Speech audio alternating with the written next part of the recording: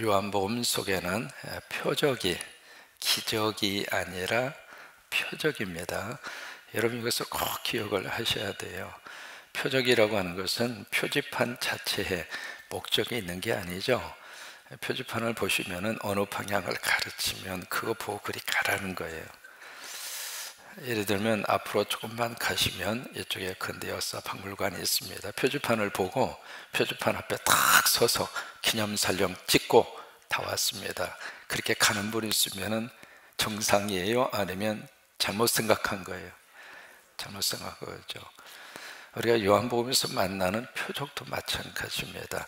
아, 이렇게 표적이 있었구나. 그리고 끝나면 마치 표지판 앞에서 기념 촬영하고 가는 거하고 똑같아요. 그 사건과 그 일을 통해서 하나님이 무엇을 우리에게 말씀하시고 있는가, 이제 그것을 정확하게 우리가 붙들어야 요한복음에서 말씀하시는 표적의 의미를 마음속에 기억하고 우리가 은혜를 받을 수 있습니다. 자, 가장 먼저 나오는 표적이 물을 뭘로 만들었죠? 포도주로 만듭니다. 그 다음에 왕의 신하의 아들이 다 죽게 됐어요. 거의 다 죽은 거죠. 거의 죽어간다. 그 표현은 죽었다 그 말입니다. 근데 그 왕의 신하의 그 아들이 그렇게 죽게 됐는데 가나에 있는 예수님에게 가서 신방을 요청하죠. 그때 예수님이 걱정 말고 가라. 네 아들이 살아났다. 그 말씀을 믿고 오는 가운데 그 아들이 살았다고 하는 그 소식을 듣습니다. 그 다음에 세 번째는 38년 된 병자가 베데스다 연못에 누워 있었는데 예수님을 만나서 이 병자가 살아났습니다. 그리고 이제 우리가 지난주부터 살펴보는 오병이어 기적이 나오죠. 물고기 2마리, 보리떡 5개를 가지고 몇 명이 먹었죠? 그것도 남자만 5,000명. 엄청난 윤은소를 먹이시는 그 표적의 사건을 우리에게 보여주었습니다. 그리고 이제 바로 이어서 뭐가 나오냐면 물 위로 걸어가는 사건이 나옵니다. 그리고 그 다음에 무슨 사건이 나오면 태어날 때부터 소경된 사람이 예수님을 통해서 치유를 받아요. 그 다음에 요한복음 11장에 보시면 죽은 나사로가 살아납니다. 그 다음에 요한복음 후반부에 보시면은 예수님이 뭐가 나오냐면 십자가와 그 다음에 부활의 사건이 나옵니다. 여러분 이 표적을 보시면은요, 이렇게 뭘 지금 보여주고 있느냐면 이런 모습을 우리에게 보여주고 있거든요. 이게 물과 포도주의 사건과 십자가 부활의 사건, 그 다음에 왕의 신하의 아들이 살아난 사건과 나사로가 살아난 사건, 그 다음에 38년 뒤의 병자, 불치의 병이죠. 이 병자가 치유함 받은 것처럼 여기 태어날 때부터 소경된 사람, 고칠 수가 없잖아요. 불치의 이 환자가 주님 만나서 눈을 뜨게 되는 사건, 그리고 맨 위에는 오병이 기적의 사건과 물 위로 걸어가는 사건. 이게 성경 속에 참 묘한 이 구조를 가지고 있어요. 서로 이제 매칭이 되는 겁니다. 이 사건과 이 사건들이. 그러면 지금 이 사건들을 통해서, 표적을 통해서 무엇을 우리에게 말씀을 하시려고 하는가? 첫째는 2가지를 이야기하는 거예요. 첫째는 신분입니다. 그 다음에 2번째는 사역입니다. 이 2가지 내용을 담고 싶은 거예요. 이 여러 가지 이 표적을 통해서, 지금 요한을 통해서 하나님이 우리에게 던지는 질문이 그겁니다. 과연 예수가 누구냐? 이 질문이에요. 이 질문에 대해서 이 7가지 표적, 이것까지 하면 8가지가 되겠죠. 십자가 부활의 사건까지 들어가면 이 표적을 통해서 예수님의 신분이 누구냐, 예수님이 누구냐, 이제 그 문제를 우리에게 말씀을 해주시고 있습니다. 바로 예수 그리스도가 누구냐면 하나님이다. 하나님의 아들이라는 이야기는 예수가 하나님이다 그 말이에요. 그 다음에 예수가 누군가, 예수가 그리스도다. 이 2가지의 내용을 요한복음 속에다가 지금 담고 있는 겁니다. 예수가 하나님이다, 예수가 그리스도다. 한번 고백 한번 해보실까요? 예수님이 하나님이십니다. 예수님이 그리스도이십니다. 이 2가지 내용 때문에 요한복음이라고 하는 성경을 준 거예요. 그러니까 요한복음을 여러분들이 펼치실 때마다 그걸 읽을 수 있어야 돼요. 요한복음 1장부터 21장까지 그 모든 내용을 쭉 읽어 가시면서 아, 예수님이 하나님이시구나. 우리가 하나님을 볼 수 없고 하나님을 만질 수 없고 하나님을 어떻게 표현할 수 없었는데 그 엄청난 그 하나님이 예수님으로 오셨구나. 그것이 믿어지는 것이 축복이에요. 여러분 믿어지시면 아멘. 그래, 예수가 하나님이다 그 말이에요. 여러분 이 내용에 분명한 믿음이 있어야 우리가 어제도 살펴본 대로 각자 나름대로 자기가 믿는 신의 모습을 이렇게도 형상화하고 저렇게도 형상화하고, 그래서 각자 이 평생을 살면서 나름대로 섬기는 신을 다 모시고 살아요. 뭐 선왕당을 모시고 살든지, 심지어 안 되면은요, 어렸을 때 보면 장독대 있잖아요. 장독대에도 신이 계셔. 그게 이제 이 예수가 바로 하나님이라고 하는 사실이 믿어지는 사람은 예수 믿고 살면 되는 거예요. 그 다음에 이 예수가 그리스도라고 하는 사실이에요. 다시 말해서 우리를 죄로부터 해방시켜주고 우리를 영원한 생명으로 이끌어줄 수 있는 그리스도 메시아라고 하는 사실, 이 두 가지 내용을 요한복음의 이 여러 가지 표적을 통해서 우리에게 선포하고 있는 거예요. 어떻게 물을 포도주로 만들 수 있겠는가? 그분이 하나님이기 때문에 가능하다. 인간은 물은 물이고 포도주는 포도주예요. 만약에 인간이 물을 포도주로 만들 수 있는 능력이 있다면 이 세상은 완전히 혼돈입니다.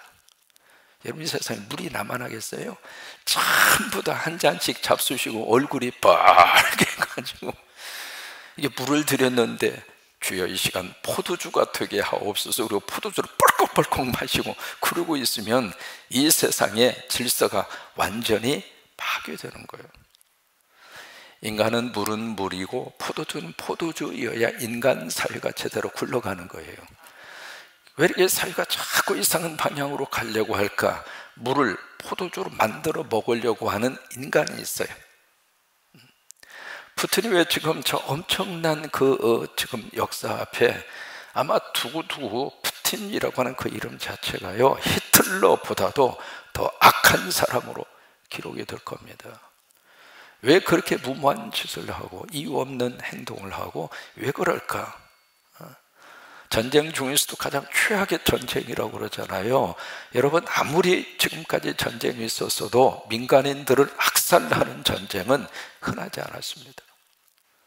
무고한 생명을 무차별적으로 죽이면서 지금 왜 그러고 있습니까?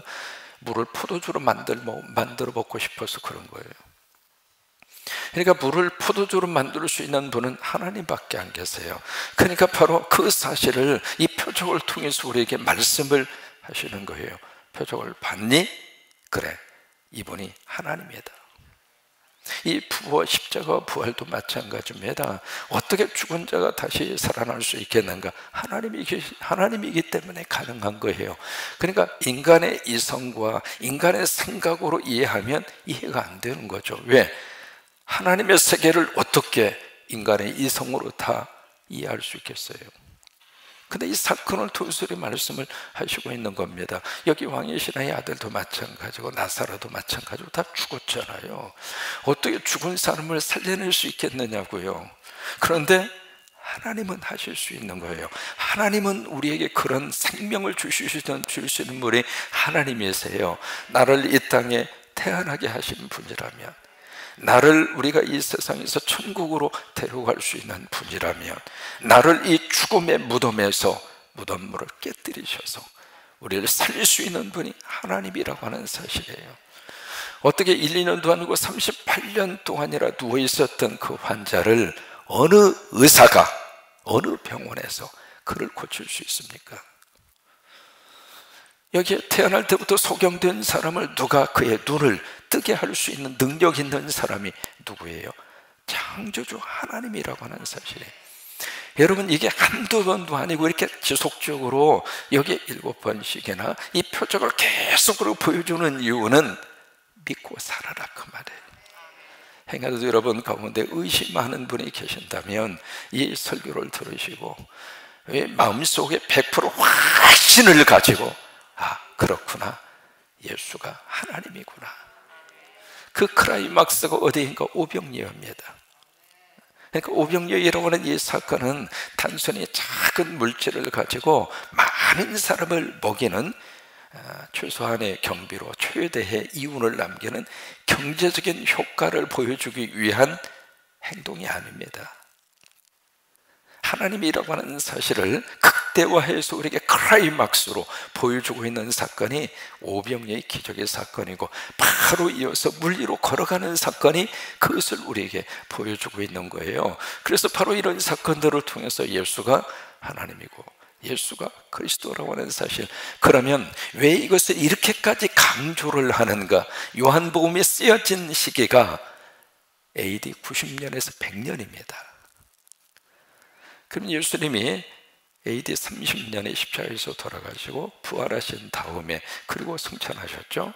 그러고 나서 예수님과 직접 함께 경험을 했던 그 세대들이 거의 50년에서 60년의 세월이 흘러갑니다. 그러면 직접적으로 경험을 했던 제자 세대가 이 세상을 떠나요. 그리고 그분들을 중심으로 해서 교회가 세워지고 신앙생활을 하셨던 1세대가 점점 천국으로 올라갑니다. 그러다 보니까 새로운 세대가 이렇게 올라오잖아요. 신세대가 올라오면서 그들의 마음과 생각 속에 퀘스천 마크가 나오는 거예요. 예수? 그 예수가 과연 하나님인가? 그 예수가 과연 메시아인가? 그런 질문과 그런 의심들이 마음에서 서서히 싹 터오르기 시작합니다. 그런 즈음에 하나님이 요한을 통해서 다시 한번 이 복음의 메시지를, 요한복음을 통해서 우리에게 말씀을 하시고 있는 겁니다. 우리가 믿어야 될 그 예수 그리스도, 예수님은 하나님이다. 그래서 이 표적을 쭉 우리에게 보여주고 있고, 그 예수가 우리를 구원하실 그리스도다. 다른 무엇이 우리를 구원하는 것이 아니라 무슨 선왕당이 우리 가정을 지켜주고, 여러분 동네마다 가면 큰 느티나무가 있습니다.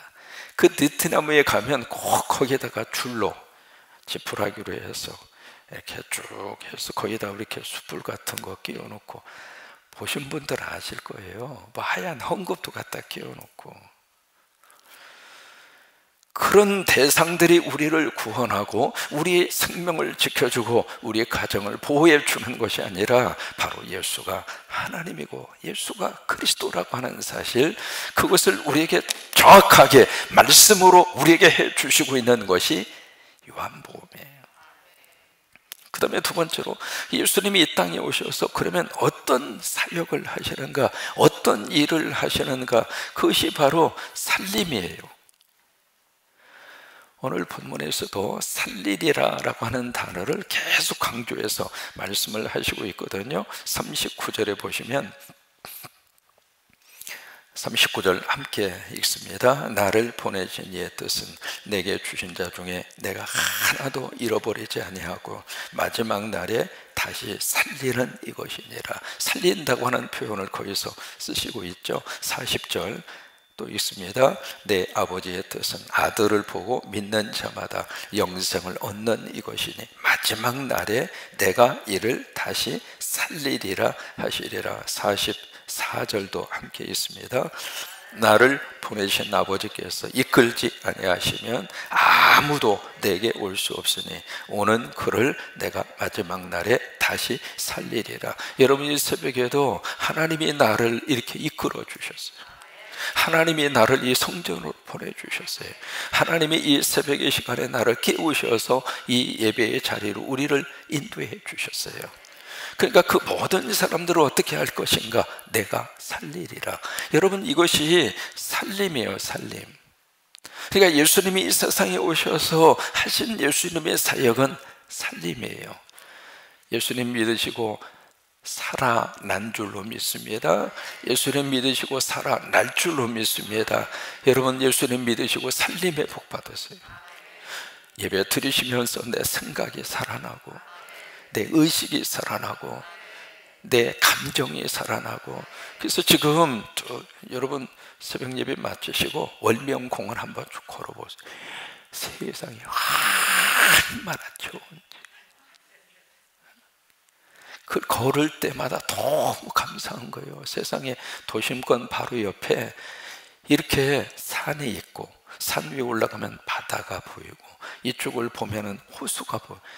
이런 데가 대한민국에 군산밖에 없어. 군산 사는 분들은 감사를 3번 더 해야 돼. 공기 좋지, 사람 좋지, 아멘도 아멘.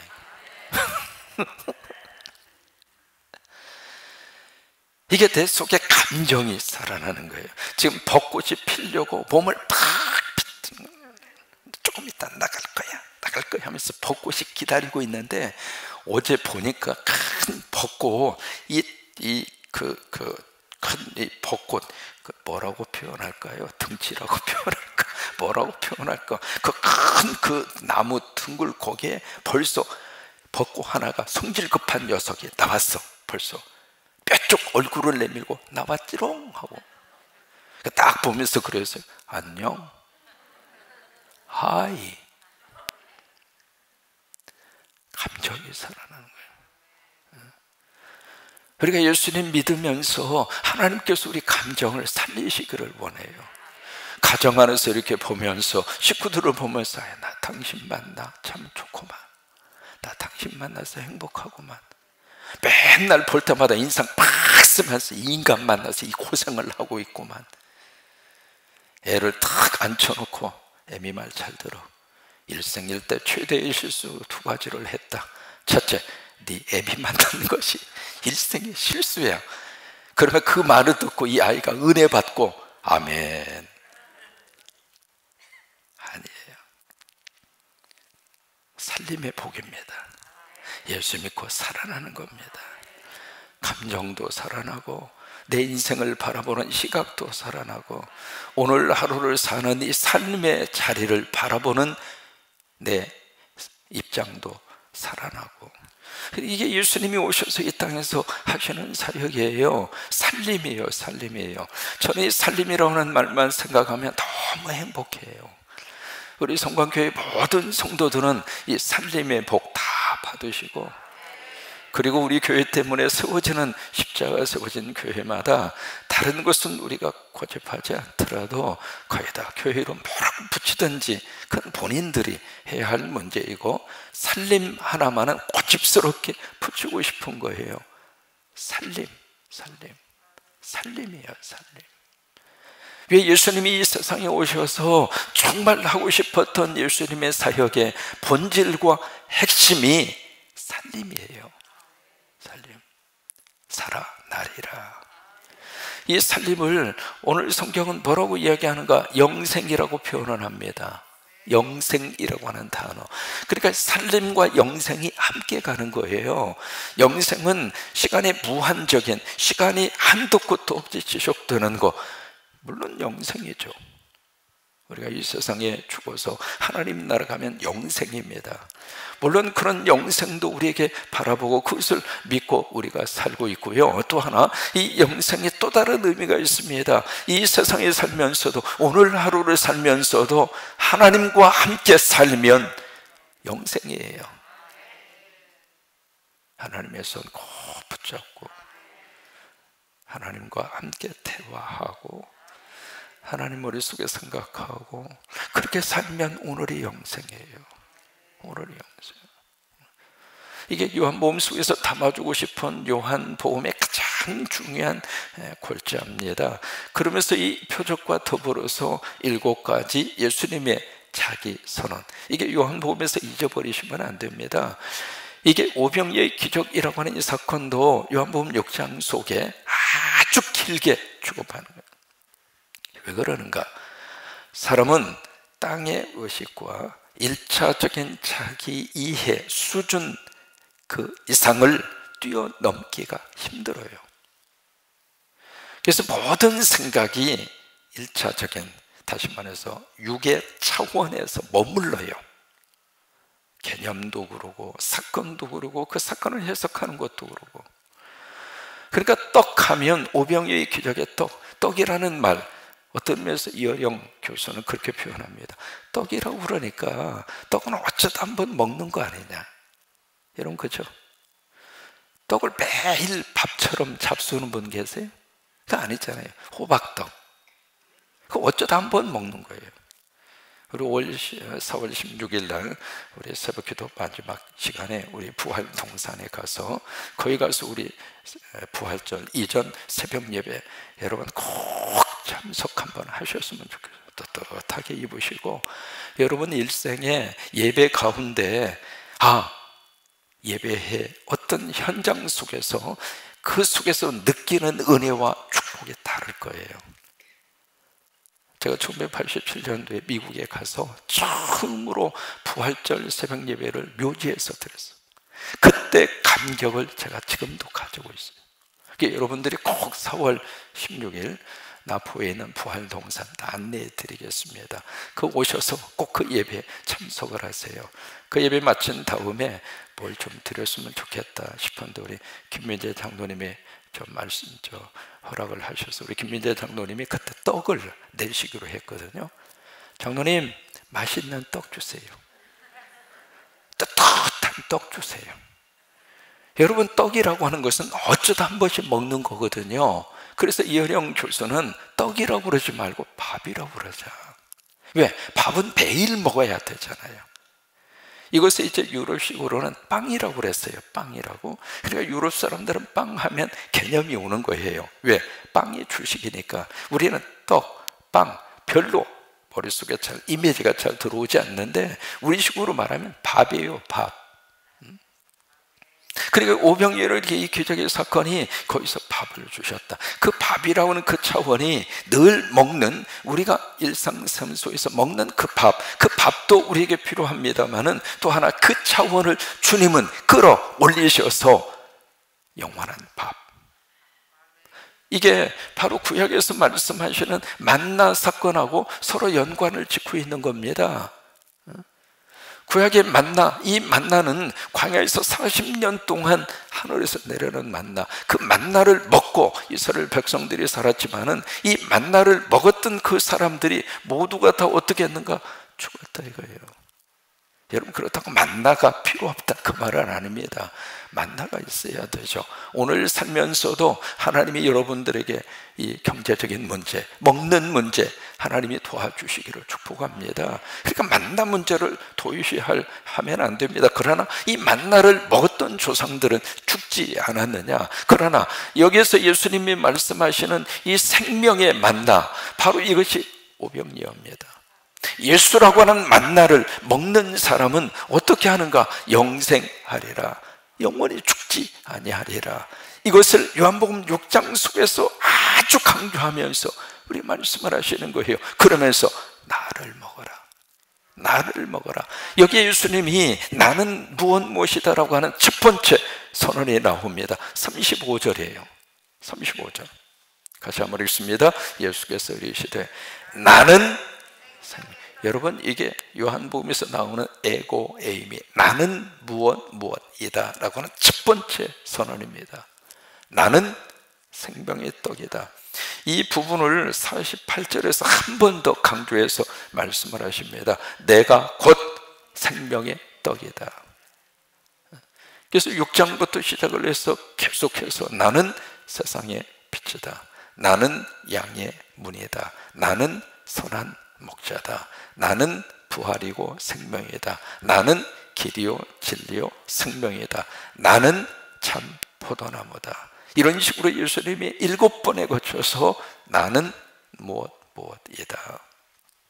오늘 이 새벽에도 생명의 떡을 하나님이 우리에게 허락하십니다. 생명의 밥을 우리에게 허락하십니다. 이 생명의 떡과 생명의 밥을 먹고 영생, 오늘도 영생하십시오. 오늘 하루를 영생하십시오. 오늘 하루 주님과 더불어서. 그래서 이 영생 속에서 우리에게 주는 것이, 사람이 어떻게 오늘 하루를 그냥 어제하고 똑같은 하루를 사는 것 같아도요, 그렇지 않습니다. 사람은 무엇을 먹고 사는가? 의미와 보람을 먹고 삽니다. 나를 위해서 사는 것은 어느 정도입니다. 인간의 가장 행복한 순간은 언제인가? 내 것을 풀어서 누군가에게 주어질 때. 그래서 부모님들이, 어머님들이 왜 이렇게 행복한가? 자식을 위해서 다 쏟으니까. 자식을 보면서 너무 행복한 거예요. 자식의 인생의 보람이고 자식의 의미고. 왜 그래요? 다 준 거예요. 다 준 거예요. 그러니까 그 자식이 그렇게 좋은 거예요. 여러분, 그것을 좀 다른 차원에서 말하면 교회를 통해서 이곳에 있는 교회를 막 섬겨주고 도와주고, 교회가 또 다른 지역에 필요한 곳에 십자가 세워주고, 그러면서 우리는 영생을 살아요. 그러면서 우리는 너무 교회로서의 보람을 느끼고 교회로서의 의미를 느끼고, 그래서 로비에 있는 그 살림의 교회 볼 때마다 밥 안 먹어도 배불러요. 그래도 끼니 때가 되면 먹어야 되겠죠. 근데 그 볼 때마다 영생이에요. 하나님이 허락하시는 보람과 의미예요. 생명의 떡을 오늘도 먹고 바로 영생, 삶에 대한 의미와 보람을 찾으면서 오늘 하루도 이 축복의 역사가 여러분 가운데 임하시기를 주의 이름으로 축원합니다. 우리